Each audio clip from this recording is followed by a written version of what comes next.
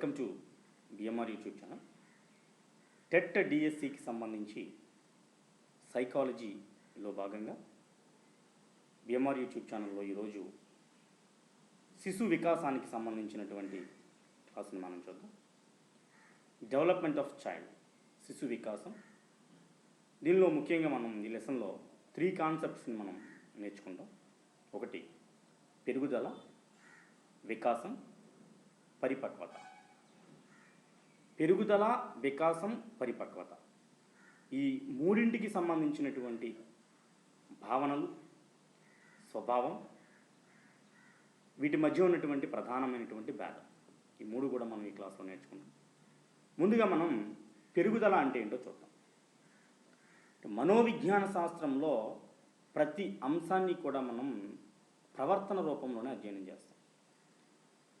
ముఖ్యంగా దాన్ని విద్యా వ్యవస్థకి అప్లై చేసుకున్నప్పుడు విద్యార్థి యొక్క ప్రవర్తన, మనం అభ్యసన అంటే ఏం చెప్తాం, అభ్యసన జరిగిందనడానికి ఆధారం ఏంటి, అభ్యసన ఫలితాన్ని మనం ఏ విధంగా కొలుస్తాం. అభ్యసన అంటే విద్యార్థి ప్రవర్తనలో వచ్చేటువంటి మార్పుని మనం అభ్యసన అని చెప్పేసి మనం పిలుస్తాం. సో ఒక విద్యార్థి గత ప్రవర్తనకు ప్రస్తుత ప్రవర్తనకు తేడా తీసుకువచ్చింది అంటే అప్పుడు అభ్యసనం జరిగింది అని మనం చెప్తాం. సో మనోవిజ్ఞాన శాస్త్రంలో ప్రతి అంశాన్ని కూడా మనం ప్రవర్తన రూపంలోనే అధ్యయనం చేస్తాం. ఒక జీవిలోని అనేక నిర్దిష్టమైనటువంటి ప్రతిస్పందనల సముదాయమే ప్రవర్తన. ఒక జీవిలో ఉండేటువంటి అనేక నిర్దిష్టమైనటువంటి ప్రతిస్పందనల సమూహమే ప్రవర్తన. చాలా అంటే ఒక విద్యార్థి కానీ, ఒక మనిషి కానీ, ఒక జంతువు కానీ ఒక ప్రతిస్పందించడం, ఏదైనా ఒక విషయానికి ప్రతిస్పందించడం, ఆ అనేక ప్రతిస్పందనల సముదాయాన్ని మనం ప్రవర్తనగా మనం చెప్తాం. సో ఒక జీవిలో అనేక రకాలైనటువంటి సమస్త కార్యక్రమాల సముదాయము ప్రవర్తన కింద మనం చెప్పుకోవచ్చు. అంటే ఒక రఫ్గా చెప్పాలి అంటే ఒక వ్యక్తి యొక్క చర్యలు, ఒక వ్యక్తి యొక్క ప్రతిస్పందనలు, ఒక వ్యక్తి యొక్క కార్యక్రమాలు, వీటినే మనం ప్రవర్తనగా మనం చెబుతా ఉన్నాం. అయితే ఒక వ్యక్తి కానీ, ఒక విద్యార్థి కానీ సంబంధించినటువంటి ప్రవర్తన అనేది ముఖ్యంగా 3 అంశాల మీద ప్రభావితం అవుతూ ఉంటుంది. 3 అంశాల ఆధారంగా ఈ ప్రవర్తన అనేటువంటిది ఆధారపడి ఉంటుంది. అవి 1 పెరుగుదల, గ్రోత్, 2 వికాసం, డెవలప్మెంట్, 3 పరిపక్వత లేదా పరిణితి అని కూడా పిలుస్తాం. దీన్ని మనం మెచ్యూరిటీ అని చెప్పేసి పిలుస్తాం.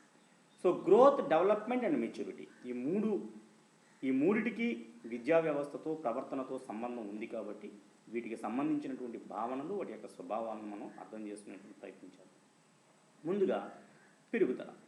మనందరికీ తెలుసు, మనకి ఫలదీకరణ సమయంలో పురుషుడి నుంచి వచ్చేటువంటి శుక్రకణము, స్త్రీ నుంచి వచ్చేటువంటి అండము, ఈ రెండుకి కలయికతో సంయుక్త బీజం ఏర్పడుతుందని, దీన్ని జైగోట్ అని పిలుస్తారని.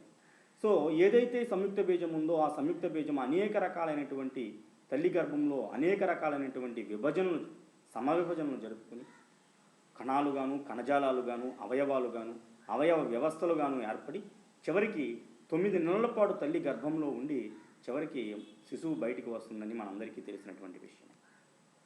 సో పెరుగుదల అనేటువంటిది అక్కడి నుంచి ప్రారంభమైంది. ఒక శుక్రకణం అండముతో కలిసి సంయుక్త బీజం ఏర్పడిన మొదలుకొని శిశువు బయటకు వచ్చేంత వరకు కూడా పెరుగుదల జరిగింది. శిశువు బయటకు వచ్చిన తర్వాత కూడా పెరుగుదల జరుగుతుంది. అయితే వృక్షాలకు, జంతువులకు ఉన్నటువంటి ఒక మేజర్ డిఫరెన్స్ ఏంటి అంటే, వృక్షాలలో పెరుగుదల అనేటువంటిది నిరంతరంగా జరిగితే జంతువుల్లో మాత్రం ఈ పెరుగుదల నియమిత కాలం వరకు మాత్రమే జరుగుతుంది.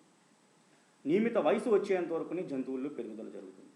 సో వికాసం ఆ విధంగా కాదు. వికాసం అనేది కంటిన్యూస్ ప్రాసెస్, ఎప్పటికీ జీవితాంతం కూడా వికాసం పొందుతూనే ఉంటాడు. కానీ పెరుగుదల అనేటువంటి జంతువుల విషయంలో మనం చూసినట్లయితే, మనుషుల విషయంలో చూసినట్లయితే ఒక పర్టికులర్ ఏజ్ వరకు మాత్రమే పెరుగుదల అనేటువంటిది ఉండడం మనం చూడవచ్చు.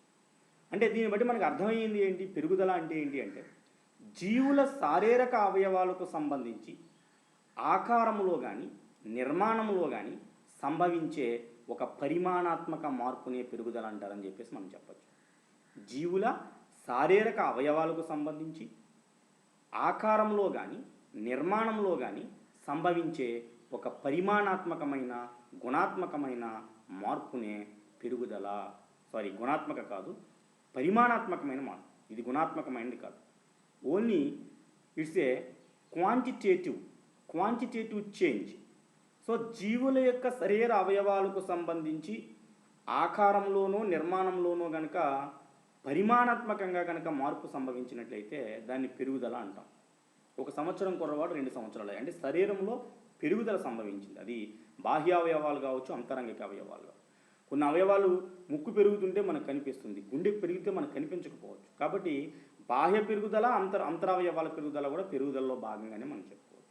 జీవుల శరీర అవయవాలకు సంబంధించి ఆకారంలో కానీ నిర్మాణంలో కానీ వచ్చేటువంటి ఒక పరిమాణాత్మకమైనటువంటి మార్పుని పెరుగుదల అని చెప్పేసి మనం పిలుస్తాం. అందుకనే చూడండి, పెరుగుదల అనేటువంటి మనం ఏ విధంగా మనం చేస్తామంటే, ఒక వ్యక్తి లావయ్యాడని, ఒక వ్యక్తి పొడవయ్యాడని, ఒక వ్యక్తి యవ్వనవంతుడయ్యాడని, ఒక వ్యక్తి ముసలివాడయ్యాడని, సో ఈ విధంగా చెప్తూ ఉంటాం. అంటే పెరుగుదల ఆధారంగా వ్యక్తిని మనం చెబుతాం. ఓకే, సో ఇది పెరుగుదలకు సంబంధించినటువంటి ముఖ్యమైనటువంటి అంశం. ఓకే, నెక్స్ట్ దీని తర్వాత మనకి ఒక వ్యక్తిలో సంభవించేటువంటి భౌతిక మార్పు లేదా శారీరక మార్పే పెరుగుదల అని చెప్పేసి మనం ఇదివరకే చెప్పుకున్నాం. సో పెరుగుదల అనే పదం కేవలం శారీరక మార్పులకు మాత్రమే వాడతారు. అంటే బహిరంగంగా కనిపించే ఎత్తు కావచ్చు లేదా ఆకారం కావచ్చు.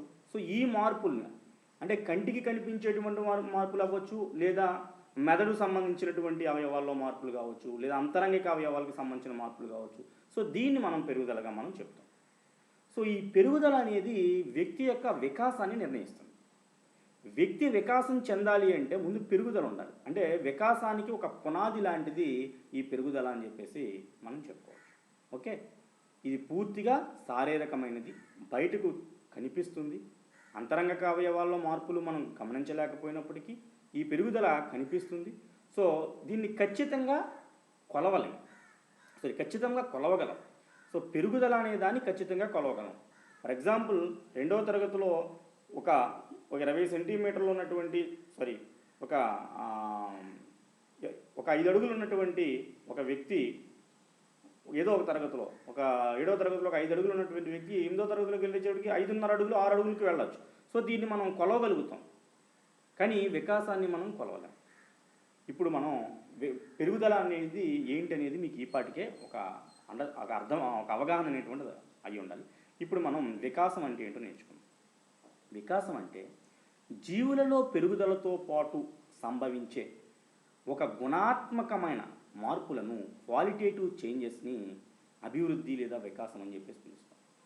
పెరుగుదల అనేది శారీరక మార్పు అయితే, ఈ వికాసం అనేది గుణాత్మకమైన మార్పు. అంటే ఒక వ్యక్తి పెరుగుదలతో పాటు సంభవించేటువంటి గుణాత్మకమైనటువంటి మార్పులను అభివృద్ధి లేదా వికాసం అని చెప్పేసి పిలుస్తాం. సో ఏంటి ఈ క్వాలిటేటివ్ చేంజెస్ ఎక్కడ వస్తాయి? గుణాత్మకమైన మార్పులు ఎక్కడ వస్తాయి? ప్రజ్ఞపరంగా రావచ్చు, సామర్థ్యపరంగా రావచ్చు, సృజనాత్మకత పరంగా రావచ్చు, మూర్తిమత్వం పరంగా రావచ్చు, శీల నిర్మాణంలో రావచ్చు, లేదా విధులను నిర్వర్తించేటువంటి సమర్థత కలగడంలో రావచ్చు, ఆలోచన జ్ఞానంలో రావచ్చు, క్లిష్టతలో రావచ్చు. సో ఏ అంశంలో నిన్నా సరే ఇవన్నీ ఇప్పుడు నేను చెప్పిన ఇవేవి కూడా మనం కొలవడం అనేది డైరెక్ట్గా మనకు కనిపించవు. ఒక వ్యక్తిలో సృజనాత్మక, విద్యార్థిలో సృజనాత్మకత నీకు కనిపించదు. ఒక విద్యార్థి యొక్క మూర్తిమత్వాన్ని నువ్వు డైరెక్ట్గా మనం నేరుగా చూడలేవు, శీల నిర్మాణాన్ని చూడలేవు, ప్రజ్ఞా సామర్థ్యాన్ని అంచనా వేయలేవు, ఏవో కొన్ని పరీక్షలు పెడితే తప్పితే. సో ఇలాంటి గుణాత్మకమైన మార్పు, ప్రజ్ఞా సామర్థ్యాలు, సృజనాత్మకత, మూర్తిమత్వము, లేదంటే ఏదైనా ఒక సమస్యను ఎదుర్కొనేటువంటి సత్తా, విధులలో సమర్థత, క్లిష్టత, ఆలోచన జ్ఞానం, ఇవన్నీ కూడా వికాసంలో భాగాలు. జీవుల్లో ఈ పెరుగుదలతో పాటుగా ఆటోమేటిక్గా ఈ గుణాత్మకమైన మార్పులు కూడా జరుగుతూ ఉంటాయి. సో దీన్ని మనం వికాసం అని చెప్పేసి పిలుస్తాం. ఒక వ్యక్తిలో అంతర్గతంగా జరిగే మానసిక మార్పులన్నీ తెలియజేయనిదే వికాసము. మానసిక మార్పులు, ముందు శారీరక మార్పుల గురించి చెప్పుకున్నాం పెరుగుదలలో, ఇక్కడ మనకి మానసికమైన మార్పుల గురించి మనం చెప్పుకుంటున్నాం. సో వ్యక్తి యొక్క ప్రవర్తన ఈ వికాసమే ఆధారపడి ఉంటుంది. ఒక వ్యక్తి యొక్క ప్రవర్తన అనేటువంటిది వికాసమే ఆధారపడి ఉంటుంది, తనకున్నటువంటి ప్రజ్ఞ మీద ఆధారపడి ఉంటుంది. తను ప్రవర్తించేటువంటి తీరు అనేది తనకున్నటువంటి ప్రజ్ఞ మీద, తన యొక్క మూర్తిమత్వం మీద ఆధారపడి ఉంటుంది. కాబట్టి వ్యక్తి యొక్క ప్రవర్తన అనేటువంటిది వికాసం మీద ఆధారపడి ఉంటుంది అని చెప్పేసి దీన్ని బట్టి మనం నేర్చుకోవాలి. సో సో వికాసం అనేది క్రమబద్ధమైన పొందికైన ఒక పురోగమనమైనటువంటి మార్పు. ఇది ముందుకు నడిపించేటువంటి చర్య, వెనక్కి వచ్చేటువంటిది కాదు వికాసం అనేటువంటిది. సో ముందుకు పోగలిగేటువంటి మార్పునే మనం పురోగమన మార్పుగా మనం చెప్పుకోవచ్చు. సో ఈ విధంగా వికాసం గురించి మనం చెప్పుకోవచ్చు. సో అండర్సన్ చెప్పినట్టుగా ఆకారాలను ప్రకార్యాలను సమైక్యం చేసి విశదపరిచే సంక్లిష్టమైన ప్రయాణమే వికాసం అంటాడు అండర్సన్. ఆకారాలు ప్రకార్యాలు సమైక్యం చేసి విశదపరిచేటువంటి క్లిష్టమైన ప్రక్రియగా అండర్సన్ ఈ వికాసాన్ని పేర్కోవడం జరుగుతుంది. పెరుగుదల వికాసాలు రెండు భిన్నమే అయినప్పటికీ ఇవి రెండూ కూడా ఒకదానికొకటి విడదీయరైనవి, ఒకదానిపై ఒకటి ఆధారపడుతూ ఉంటాయి. పెరుగుదల లేకుండా వికాసం లేదు, వికాసం లేకుండా పెరుగుదల లేదు. సో రెండూ భిన్నమైనప్పటికీ రెండు ఒకదానిపై ఒకటి ఆధారపడేటువంటి అంశాలు. పెరుగుదల తెచ్చినటువంటి పరిమాణాత్మక మార్పుల వలనే వికాసం గుణాత్మక మార్పులకు దారితీస్తుంది. అందుకే పెరుగుదల లేకుండా వికాసం సాధ్యపడదు. కాబట్టి మెదడు పెరగడం వల్లనే కదా మెదడులో సామర్థ్యం పెరుగుతుంది, వ్యక్తి నేర్చుకునేటువంటి సామర్థ్యం పెరుగుతుంది. కాబట్టి ఇవి ఒకదానికొకటి అవినాభావ సంబంధం కలిగినటువంటి అంశాలుగా మనం చెప్పుకోవాలి. ఇక పెరుగుదల వికాసం ఈ రెండింటి మధ్య కలిగినటువంటి భేదాల గురించి మనం చూద్దాం. పెరుగుదల అనేది మనం ఇందాకనే చెప్పుకున్నట్టుగా శారీరకమైనటువంటి మార్పు. వికాసం అనేది మానసికమైనది, అంటే మానసిక అంశాల్లో వచ్చేటువంటి మార్పు. పెరుగుదల బయటికి కనిపిస్తుంది, వికాసం బయటికి కనిపించదు. పెరుగుదల ఖచ్చితంగా దాన్ని కొలవగలుగుతాం, ఏదో రూపంలో ఏదో పద్ధతిలో పెరుగుదలను కొలవగలుగుతాం. ఒక కుర్రవాడు ఎత్తు కొలవగలుగుతామా లేదా, కుర్రవాడు లావు కొలవగలుగుతాం లేదా, కుర్రవాడు బరువు కొలవగలుగుతాం లేదా. సో ఖచ్చితంగా కొలవగలిగేది పెరుగుదల. ఈ మానసిక మార్పు అయినటువంటి వికాసాన్ని మాత్రం మనం కొలవలేము, కేవలం అంచనా మాత్రం వేయగలం. ఇటు తెలివైన వాడు, వాడు మంచోడు, వాడు మంచి సామర్థ్యాన్ని కలిగి ఉంటాడు, ఒక అంచనా వేయగలుగుతాం. పెరుగుదలను సులభంగా మాపనం చేస్తే వికాసాన్ని సులభంగా మాపనం చేయలేము, కొద్ది పరీక్షల ద్వారా అంచనా వేయడానికి అవకాశం ఉంటుంది. ఓకే, పెరుగుదల అనేటువంటిది వ్యక్తిలో ఉండేటువంటి పరిమాణాత్మకమైన మార్పును సూచిస్తే వికాసం అనేది గుణాత్మకమైన మార్పును సూచిస్తుంది. పెరుగుదల అనేది ఒక సంకుచితమైన భావన. సంకుచితమైన మన పెరుగుదల అనేది కేవలం శారీరక పెరుగుదల. వికాసం అలా కాదు, ఇది ఒక సమగ్రమైన ప్రక్రియ, సంక్లిష్టమైన ప్రక్రియ, సంకీర్ణమైనటువంటి ప్రక్రియ. కాబట్టి పెరుగుదల అనేటువంటిది మనకి ఒక చిన్న మామూలు అంశం. అంటే పెరుగుదల అనేటువంటిది ఒక సంకుచితమైన భావన అయితే ఈ వికాసమైనటువంటి ఒక విస్తృతమైన భావన, బ్రాడర్ కాన్సెప్ట్గా మనం చెప్పుకోవాలి. పెరుగుదల కూడా వికాసంలో ఒక భాగమే, వికాసంలో ఒక భాగమే పెరుగుదల. పెరుగుదల అనేటువంటి సంకుచితమైనది, అదేవిధంగా వికాసం అనేది మనకి విస్తృతమైనటువంటి అర్థంలో దీన్ని ఉపయోగిస్తాం. పెరుగుదల జీవితాంతం కొనసాగదు. ముఖ్యంగా జంతువుల విషయంలో చెప్పుకున్నప్పుడు శారీరక అవయవాల పరిపక్వత చెందగానే పెరుగుదల ఆగిపోతుంది. సుమారు మనకు ఒక 10th క్లాస్లోకి వచ్చినటువంటి విద్యార్థి ఇంకంతకు మించి పొడవయ్యేటువంటి ఛాన్సెస్ ఉండవు. కానీ వికాసం అనేది జీవితాంతం కొనసాగేటువంటి నిరంతరమైనటువంటి ప్రక్రియ. దీనికి ఫుల్ స్టాప్ అనేది ఉండదు. ముసలివాడైనా కూడా నేర్చుకుంటూనే ఉంటాడు, ముసలివాడైనా వికాసం జరుగుతూనే ఉంటుంది. పెరుగుదల ఒక పర్టికులర్ ఏజ్ వరకు మాత్రమే ఉంటుంది. ఓకే, ఇది వికాసానికి పెరుగుదల దారి తీయవచ్చు, దారి తీయకపోవచ్చు. కొంతమంది వ్యక్తుల్లో పెరుగుదల ఉంటుంది, వికాసానికి దారి తీయకపోవచ్చు.